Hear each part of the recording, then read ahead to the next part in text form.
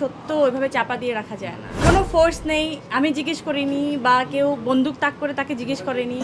যে মানুষটা আমাকে অ্যারেস্ট করলো, কি জানি বলে এটাকে, পারমিশন, ওয়ারেন্ট, হ্যাঁ, ওই অ্যারেস্ট মানে ওই পারমিশনটাও ছিল না, বা আমার বাসা সার্চ করারও কোনো পারমিশন তাদের কাছে ছিল না। ওনারা কনফিউজ হচ্ছিল যে এই মানুষটাকে আমরা কিভাবে উঠায় নিব, কেন উঠায় নিব, এই কোশ্চেনটা বারবার করে ওনাদের উপর মহলের কাছে জিজ্ঞেস করা হচ্ছিল।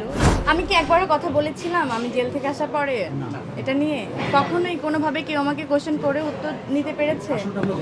আমার খালি মনে হয়েছে, বিশ্বাস করেন, আমার শুধু মনে হয়েছে সত্য একদিন হয় না যে ব্লাস্ট করে না, এরকম আপনি যত চাপা দিয়ে রাখেন কোনো না কোনোভাবে, যেমন কোনো ক্রাইমই পারফেক্ট না, আমার মনে হয় কোনো সত্য ওইভাবে চাপা দিয়ে রাখা যায় না। ওই একটা জিনিসের উপর বিশ্বাস করে কিন্তু 6 বছর পরে দেখেন কোনো ফোর্স নেই, আমি জিজ্ঞেস করিনি বা কেউ বন্দুক তাক করে তাকে জিজ্ঞেস করেনি।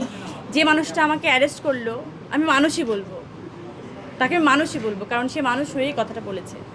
এভাবেই কোটি কোটি মানুষের ঘরে দেশ জুড়ে ফ্রিজ একটাই, ওয়ালটন।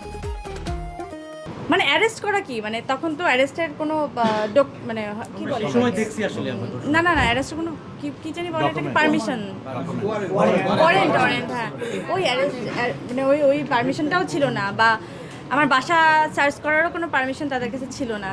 তারপরও যেটা করেছে সেটা নিয়ে কিন্তু আমি কোনোভাবেই কোনো কথা বলিনি। আমি শুধু জিজ্ঞেস করেছিলাম, আপনাদের এরকম অনেক ক্যামেরার সামনে থেকে আমার বাসা থেকে কিন্তু আমাকে নিয়ে যাওয়া হচ্ছিল। তো আমি আজকে হাসছি কেন জানেন, আমি হেসে হেসে কথাগুলো কেন বলতে পারছি জানেন?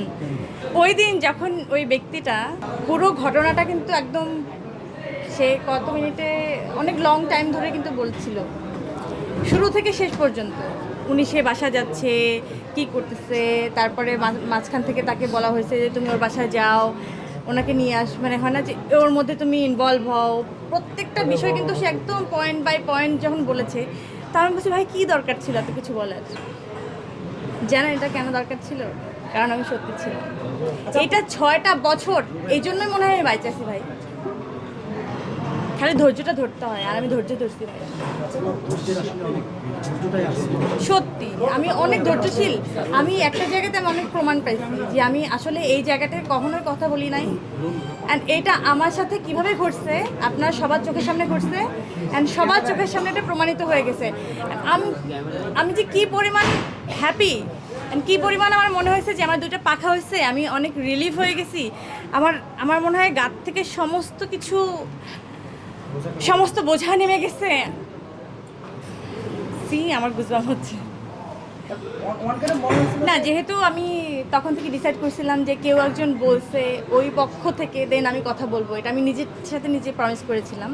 দেন এখন আমি বলতেই পারি, আমার কোনো সমস্যা নেই। বিশ্বাস করেন, তখন আমি যেটা দেখছিলাম যে ওনারা কনফিউজ হচ্ছিল যে এই মানুষটাকে আমরা কিভাবে উঠায় নিব, কেন উঠায় নিব, এই কোশ্চেনটা বারবার করে ওনাদের উপর মহলের কাছে জিজ্ঞেস করা হচ্ছিল। যে আমরা যে নামাবো তার ভিত্তি কি, ক্যামেরা তো অনেকগুলা, সাংবাদিক অনেকগুলা হচ্ছে মানে একদম আমজনতা, তারা যদি জিজ্ঞেস করে তো আমরা কি উত্তর দিব, সেই উত্তরটা ওনারা বারবার করে উপর মহলে জিজ্ঞেস করতেছিল।